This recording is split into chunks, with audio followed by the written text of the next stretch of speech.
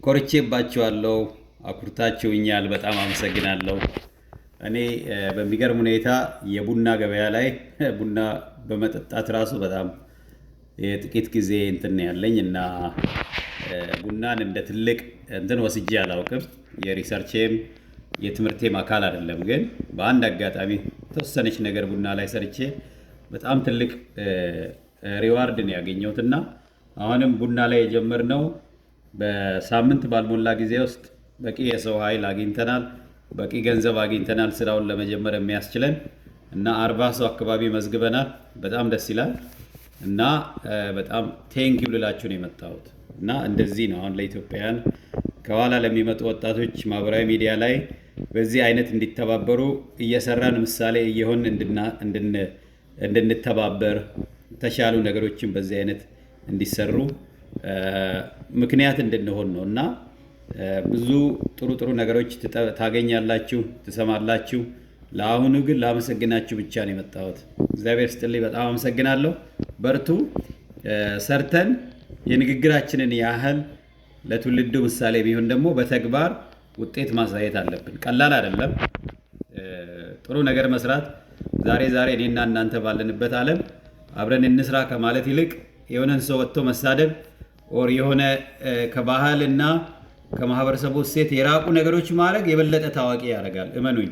እኔ ለውቅና ምሰራ ሰው ቢሆን ኖሮ እዚህችው የለበስኩትን ልብሶች አውልቄ ወር የሆነ ነገር ክሬዚ የሆኑ ነገሮች አድርጌ በወጣ ያንን ነው ሰዎች እንደ ትልቅ ነገር ዶክተሩም እንዲህ ያደረጉ እያለ ደግሞ እንደገና ሌላ የሚዲያ እንትን ይከተላል ማለት ነው። እንደምታውቁት ብዙ ነገር እያየን ያለ ነው።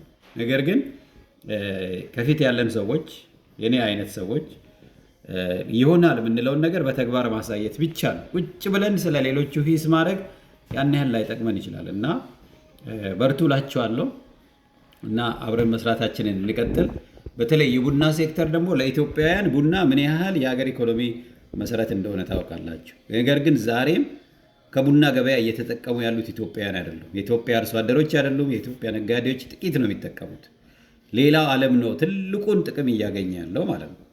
ይሄንን የታተሙ ወረቀቶች ብዙ አሉ፣ ማንበብ ትችላላችሁ። እና እንግዲህ ጀምረናል፣ እንበረታለን። አዲስ ዓመት 2026 አዲስ ቢዝነስ ተጀመረ እና አዲስ አበባ ውስጥ የኛ ማኪያቶ ትጠጣላችሁ። በእርግጠኝነት የኛ ኮፊ ሾፕ በቅርብ ጊዜ ታዩታላችሁ እና በርቱ። በዚህ አይነት አብራችሁ ስሩ። የግድ ከኔ ጋር መስራት አይጠበቅባችሁም።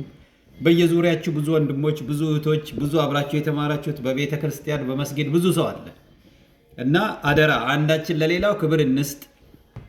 እያንዳንዳችን ጋር ክፍተት አለ፣ ደካማ ጎን አለ።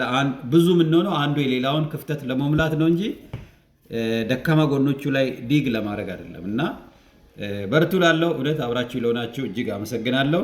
እንደ ትልቅ ስኬት ነው የምወስደው እኔ።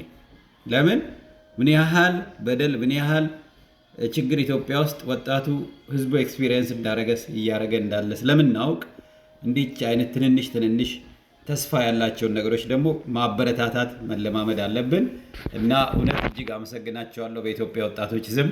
ይኸው በዚህ በለበስኩት የክብር ልብስ ነው። ይሄ ለእኔ በጣም ትልቅ የክብር ልብስ ነው፣ የኢትዮጵያ ወጣቶችን በዚህ ውስጥ ስለማይ ማለት ነው። እና ከወጣቱ የተሻለ ነገር ደግሞ ለሀገሬ አለ ብዬ አላምንም። እኔ ቁጥር 1 የኢትዮጵያ በረከት ወጣቶች ልጆች የነገ ተተኪ ትውልድ ነው እና ይህን እያሰብን አብረን እንስራ።